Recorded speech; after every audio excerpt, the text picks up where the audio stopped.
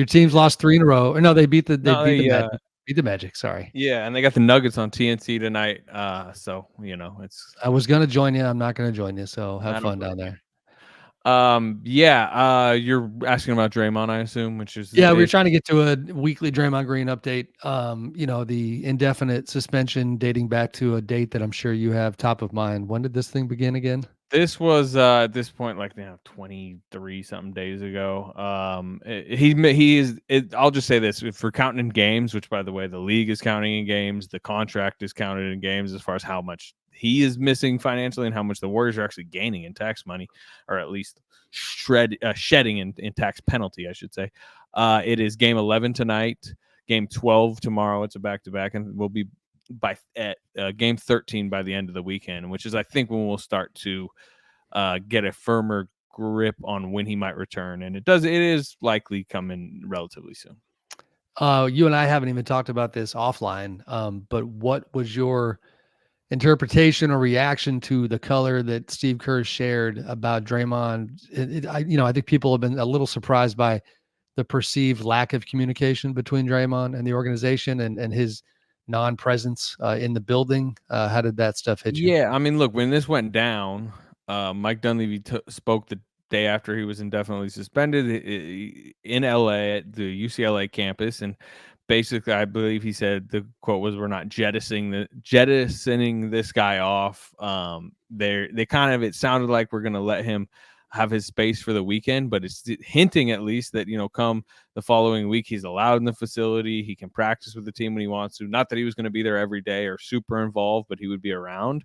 Was the idea that was given, and that just hasn't been the case. He's mostly just been in Southern California, really through this whole process, and that has been a little bit odd.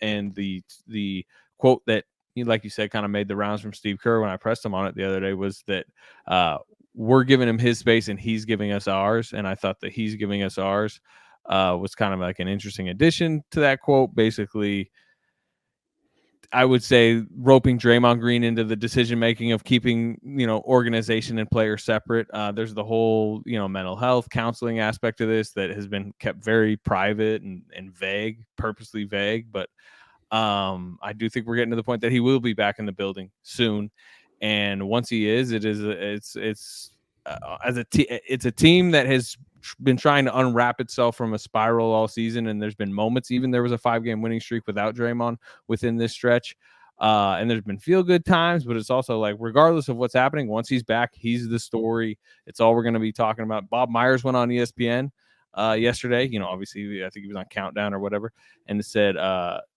he used his unique perspective to say when this type of situation happens, it can be very exhaustive, even though Draymond Green is needed. And it's important to get him back in the building and get him back reintegrated with the team.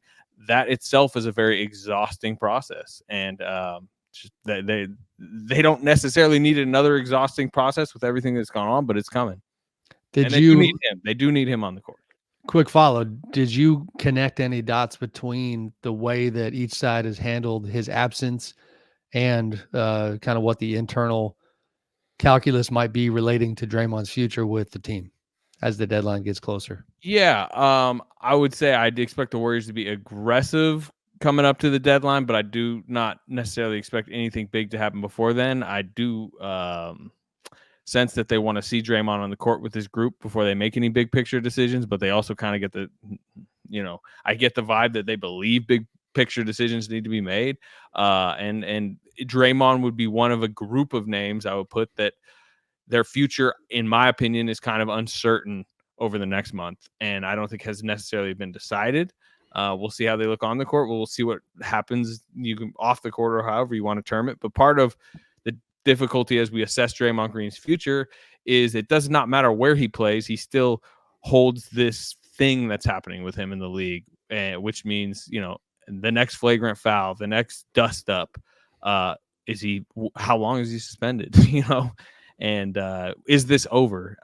And I don't think anyone believes it's necessarily over.